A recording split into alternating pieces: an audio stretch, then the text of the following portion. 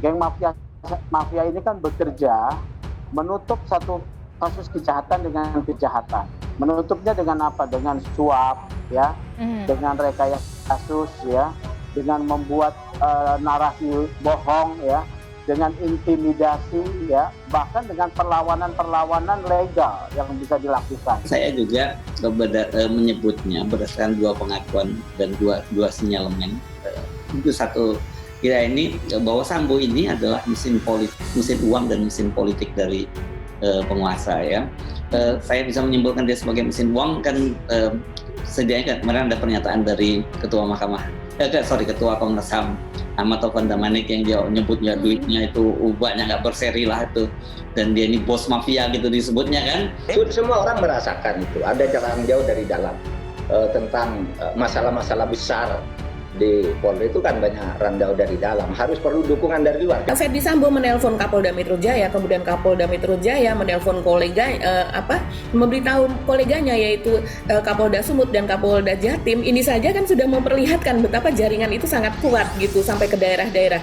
Itulah yang mungkin dikatakan, kalau saya melihat apa yang dikatakan oleh Pak Mahfud ketika itu. Pak Mahfud mengatakan bahwa ada polisi-polisi dari daerah sampai ke Jakarta untuk ikut untuk ikut melindungi dari kasus Ferdy Sambo ini, dan kemudian mereka ikut melakukan semacam propaganda bahwa Ferdy Sambo ini tidak bersalah. Sus sudah mendapat informasi tersebut, dan tentunya dari tim sus juga nanti akan mendalami apabila memang ada keterkaitan terkait menyangkut masalah kasus Irjen FS, ya. Tapi yang jelas untuk tim sidik saat ini fokus, ya, terkait menyangkut masalah penuntasan 5 berkas perkara yang sudah di P19 oleh JPU. Pemerintah dengan demikian berharap agar penyelesaian kasus secara tegas, terbuka, dan tanpa pandang bulu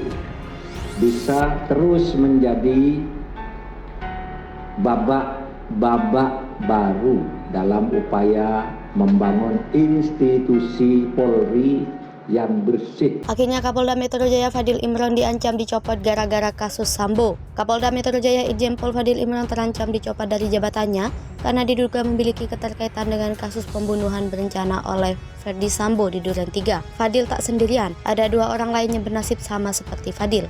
Mereka adalah Kapolda Jawa Timur Irjen Niko Afinta dan Kapolda Sumatera Utara Irjen Panca Putra. Ketiga orang ini diduga turut memberikan bantuan menyebarkan skenario palsu kasus pembunuhan tersebut yang dibuat Sambo. Kadif Humas Polri Irjen Pol Dedi Prasetyo mengatakan tim sus Polri sudah menerima informasi dugaan keterlibatan 3 Kapolda tersebut dan akan mendalaminya.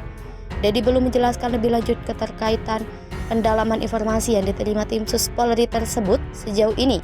Pihaknya masih fokus menuntaskan berkas 5 tersangka kasus dengan pembunuhan berencana Brigadir J. Dalam kasus pembunuhan Brigadir J, tim sus Polri telah menetapkan 5 orang tersangka, yaitu Ferdy Sambo, Putri Candrawati, Barada Richard Eliezer, Bribka Riki Rizal, dan Kuat Ma'ruf. Misteri 3 kalimat yang Putri Candrawati ke Kuat Ma'ruf saat dalam kamar bilang begini. Inilah fakta di balik adegan Putri Candrawati dan Kuat Ma'ruf berada di dalam kamar berdua yang jadi sorotan netizen. Ternyata istri Ferdy Sambo saat itu sedang menasihati Kuat Ma'ruf terkait Brigadir J. Ketahui, rekonstruksi pembunuhan Brigadir J sudah digelar mulai 30 September 2022 lalu. Jalannya rekonstruksi diunggah salah satunya dalam channel YouTube Polri TV. Netizen ramai menyoroti salah satu adegan dalam rekonstruksi tersebut, yakni saat Putri dan Kuat Ma'ruf berada di dalam kamar berdua. Dalam adegan tersebut tampak Putri Candrawati berbaring, kemudian Kuat Ma'ruf duduk di lantai. Lantas, apa isi pembicaraan mereka? Suatu pembicaraan Putri dan Kuat. Ketua Komnas HAM Ahmad Taufan Damanik pada Rabu 31 Agustus 2022 mengatakan dia mengetahui isi percakapan karena berada di lokasi rekonstruksi Selasa 30 Agustus. Ahmad Taufan Damanik mengatakan adegan Putri berbaring dan Kuat Ma'ruf duduk itu adalah reka ulang peristiwa yang terjadi di rumah Irjen Ferdy Sambo di Magelang.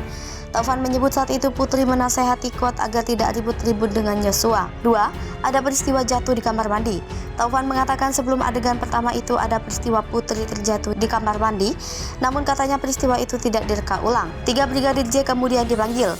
Adegan rekonstruksi dilanjutkan dengan adegan Putri Candrawati memanggil Brigadir J dan Bribka Riki Rizal. Terlihat juga adegan Putri berbaring dan Yosua duduk di lantai. Polri menggelar rekonstruksi kasus dugaan pembunuhan terhadap Brigadir Yosua Selasa 30 Agustus Agustus 2022. Rekonstruksi dimulai dari reka adegan peristiwa di rumah Irjen Verdi Sambo di Magelang, Jawa Tengah. Reka adegan di rumah Magelang dilakukan di aula sebelah rumah pribadi Verdi Sambo di Jalan Saguling Duren 3, Jakarta Selatan. Ruangan ini diubah menjadi rumah Verdi Sambo di Magelang. Rekonstruksi kejadian di Magelang diikuti oleh 4 tersangka yaitu Putri Candrawati, Bribka Riki Rizal, Kuat Ma'ruf, dan Barada Richard Eliezer. Sementara Brigadir Yosua digantikan oleh pemeran. Muncul dugaan Brigadir J disetubuhi istri Verdi Sambo. Sementara itu, masih banyak pihak belum percaya dugaan Brigadir J atau Nofriansah Yosua Huta Barat nekat melecehkan istri Verdi Sambo, Putri Candrawati. Namun Komnas Perempuan terang-terangan menyatakan bahwa Brigadir J setubuhi istri Verdi Sambo usai perayaan pernikahan di rumah Magelang pada 7 Juli 2022 sore.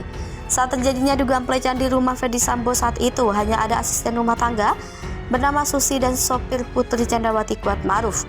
Berikut paparan Komisioner Komnas Perempuan Siti Aminah Tardi dalam program acara News Update Live Kompas.com Jumat 2 September 2022. Menurut Aminah, hasil pendalaman Komnas Perempuan bahwa keluarga Verdi Sambo dan Putri Candrawati berada di Magelang sejak 2-11 Juli 2022. Saat berada di Magelang itulah Putri dalam kondisi kurang sehat atau tidak fit. Ia menjelaskan pada tanggal 7 dini hari, Putri dan Sambo merayakan ulang tahun pernikahan mereka. Pada tanggal 7 pagi hari, Verdi Sambo pulang ke Jakarta. Sedangkan Putri mengaku lebih banyak menghabiskan waktu di kamar karena dalam keadaan kurang sehat. Setelah kejadian pemerkosaan tersebut, Putri ditemukan di depan pintu kamar mandi oleh Susi dan kemudian Kuat Ma'ruf membantunya kembali ke kamar. Tak hanya itu, Aminah mengatakan Komnas Perempuan juga menemukan Brigadir J sempat mengancam bahwa jika menceritakan kejadian persetubuhan itu, maka anak-anaknya akan disakiti. Putri juga kemudian menelpon Brigadir E atau Richard Eliezer dan Bribka RR atau Riki Rizal untuk segera pulang. Keluarga Brigadir J tantang Komnas HAM. Sebelumnya serupa dengan Komnas Perempuan, Komnas HAM juga menyampaikan adanya dugaan pelecehan dalam rekomendasi yang diberikan kepada tim khusus Polri. Kini keluarga Brigadir J mengatakan Komnas HAM harus bertanggung jawab atas isu pelecehan seksual yang diungkit kembali. Selanjutnya, pihak keluarga Brigadir J menantang Komnas HAM untuk membuka CCTV di Magelang, tempat disebut pelecehan itu terjadi kepada Putri Candrawati oleh Brigadir J. Di sisi lain, keluarga Brigadir J tak percaya almarhum melakukan hal sekeji itu. Keluarga tahu betul Brigadir J sosok seperti apa dan telah menganggap Putri Candrawati beserta suaminya Verdi Sambo sebagai orang tuanya. Seperti diketahui, Komnas HAM kembali mengungkit peristiwa dugaan pelecehan seksual oleh Brigadir J kepada Putri Candrawati. Bukan di Duren 3 dugaan pelecehan seksual itu diterima Putri Candrawati di Magelang. Dalam laporan rekomendasi kasus Brigadir J yang dirilis Kamis 1 September 2022, Komnas HAM mengungkap ada dugaan kuat kekerasan seksual terhadap Putri Candrawati. Atas temuan tersebut, Komnas HAM merekomendasikan pihak kepolisian mengusut kembali dugaan pelecehan terhadap Putri Candrawati. Di sisi lain, keluarga Brigadir J diwakili sang bibi Roslin Simanjuntak mengatakan Komnas HAM harus mempertanggungjawabkan ucapannya. Untuk itu, Roslin Simanjuntak menantang Komnas HAM membuka CCTV yang ada di Magelang sebagai bukti. Persyaratan yang diungkap Komnas HAM menurut Roslin sangat janggal. Pasalnya, kasus pelecehan seksual tersebut sudah diberhentikan polisi laporannya. Di sisi lain, Roslin menjamin sang keponakan tak mungkin melakukan hal sekeji itu. Brigadir J diceritakan Roslin sudah menganggap Putri Candrawati sebagai ibunya dan Verdi Sambo sebagai ayahnya. Dijelaskannya, Putri Candrawati pernah menghubungi ibu kandung Brigadir Yosua Huta Barat, Rosti Simanjuntak. Putri Candrawati berjanji bakal merawat Brigadir J bak anak kandungnya sendiri. Sejak kecil hingga menjadi polisi, Yosua disebutnya tidak pernah melakukan tindakan-tindakan tercela seperti yang dituduhkan. Yosua merupakan sosok anak yang baik, sopan dan berbakti kepada orang tuanya. Keponakan Roslin itu juga sudah berencana menikah dalam waktu dekat.